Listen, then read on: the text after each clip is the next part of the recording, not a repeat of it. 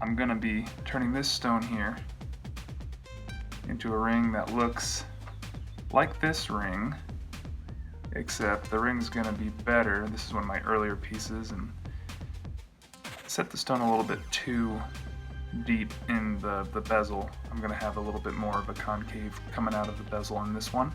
But I figured I'd walk you through it, show you how I do my rope, and just kind of film the whole process.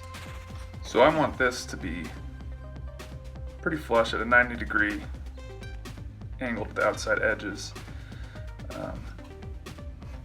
Whenever you cut it, it might get a little bit out of whack, which is what happened here, so I'm just making it nice and flat. I'll wrap it around the stone.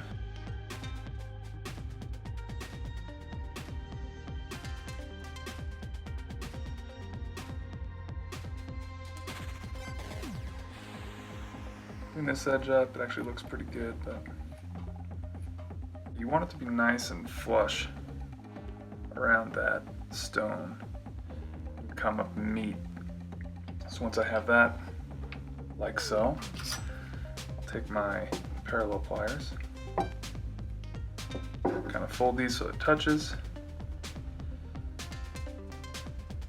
press down on the seam just to kind of really make it connect. Put some flux in that seam, and I place it on top of this wire grate just because I like to have a little bit of space underneath the seam so I can heat from under. You can use the same solder throughout. It's just a little bit easier for your solder to run out of the seam afterwards if you're using the same hardness of solder.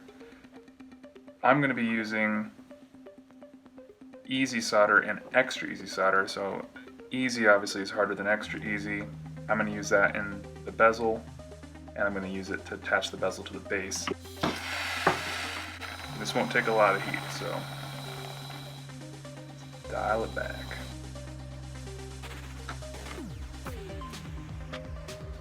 Once that is soldered, put it back around your stone. Take your burnishing tool, chase it around the shape of the stone, just so that the bezel conforms to the shape. It's not all wonky on the bottom, which is what's important.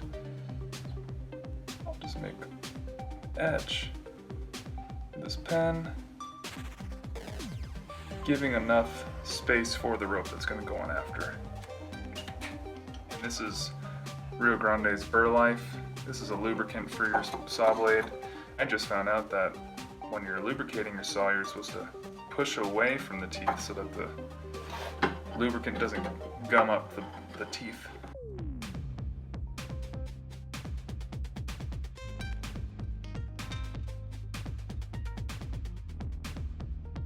When you're sawing, you don't want to dig in and bear down too hard on the saw blade. Really, you just want a nice fluid up and down motion, letting the saw do the cutting. Next thing I'm going to do is, as you can see, I wrote Hallmark here. Just to remind myself, I want to stamp my 925 indicator and my initials into the base of this ring. Lining up my initials is kind of a pain because the letters are not perfectly centered on their stamps, so it can be a little bit funky sometimes. That's alright though. Get your flux on there.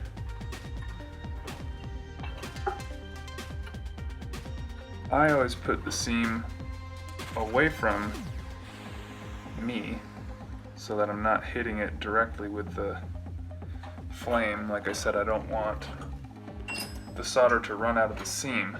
One thing I will say, if you heat this evenly all the way around, it might flow all the way around without you even needing to spin the piece, which hopefully that'll happen here, but if not, no big deal.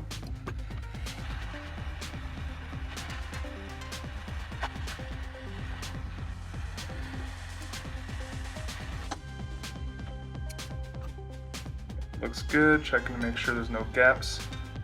I use two different types of rope. The one that I'm using here, can't tell if that'll focus on it, but it's an 18 gauge square wire that I twisted to kind of give it that rope look. The other kind I use, I don't remember what gauge this is, it's 22 or 24 round wire doubled on itself and then twisted. And I use this for a softer look. Any of my rings that have beads, I kind of use that instead of the square wire, but I think this square wire looks really good with the white buffalo. Now I'm going to use my round nose pliers to get a general round shape that will meet around this stone.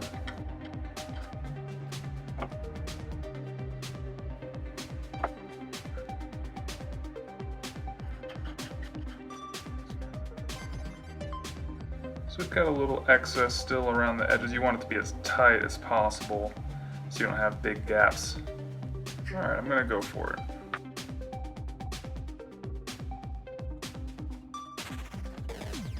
So the rope likes to twist a little bit when you start heating it.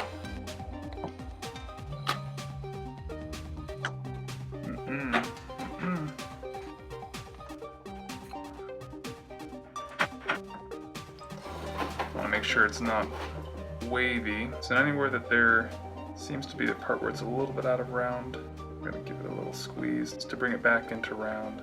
Test it around here.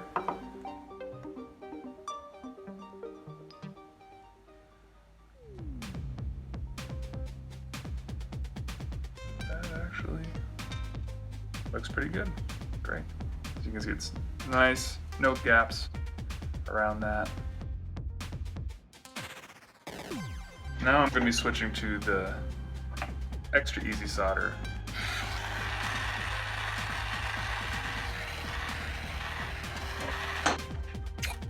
I like to use my fingernail to just kind of check that I didn't miss anywhere around the edge. I did not.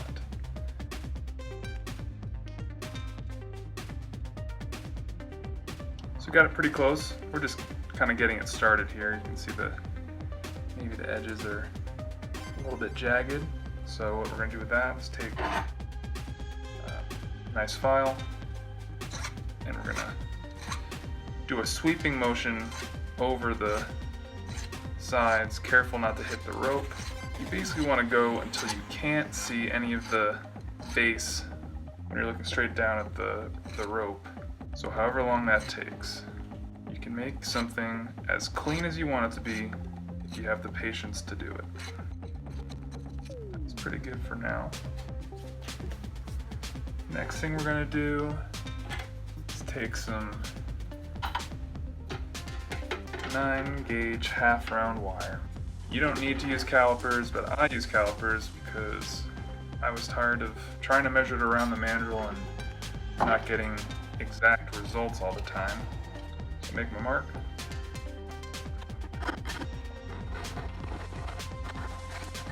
Hit my fingers many a times with the file doing this, and it's not pleasant, so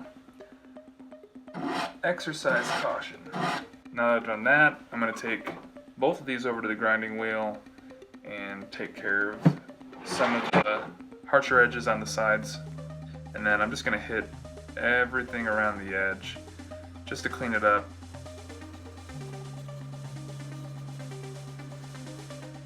We form it around the mandrel, making a size 7 ring, but I start pushing it around at the 6 because it's not going to be perfectly flush. Comes out to a 7 fairly nicely. So what I'm going to do is check the balance of my bench pin. My guess is it's not balanced, but actually not too bad. Alright. If you're new to working with files, these steel files, they only cut in the pushing direction. So you don't want to be going back and forth because that's just going to dull your blades and they're eventually going to be mostly useless. I also have these needle files that are diamond grit files. They, I believe, operate more like sandpaper, so I do use these in a back and forth motion. I could have given myself a little more space between the .95 and the DB. So I'm going to attempt to not get any kind of solder in either of those impressions. Wish me luck. Now I'm just filing some of the edges so it's not cutting into your finger when you slide it on. Nobody wants that.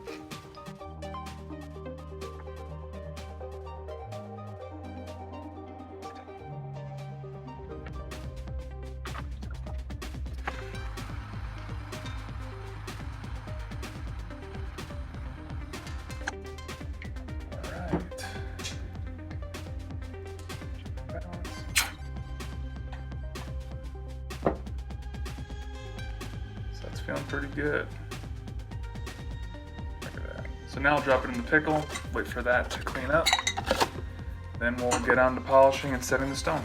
Sometimes I set the stone before I polish it, sometimes I set it after I polish it. We're gonna set this one before. Go around with my burnishing tool, make sure that the bezel's open wide enough that we can fit the stone in easily. Take some glue, put it on the bottom here. Now I'm going to add sawdust to the bottom, just so the stone sits nice and high in the bezel, and also to cushion it against impact.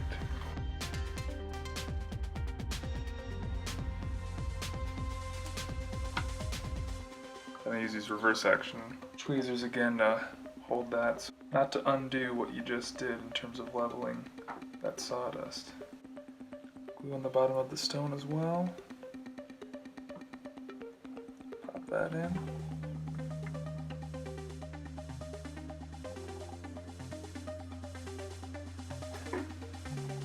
Great, now we're ready to polish it, and that's going to be fun.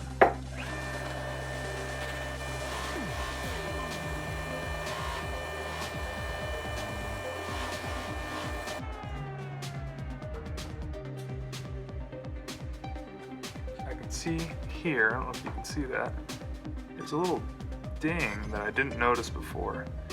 Not a huge deal. I'm gonna switch over to our grinding wheel side and try to get that out of there.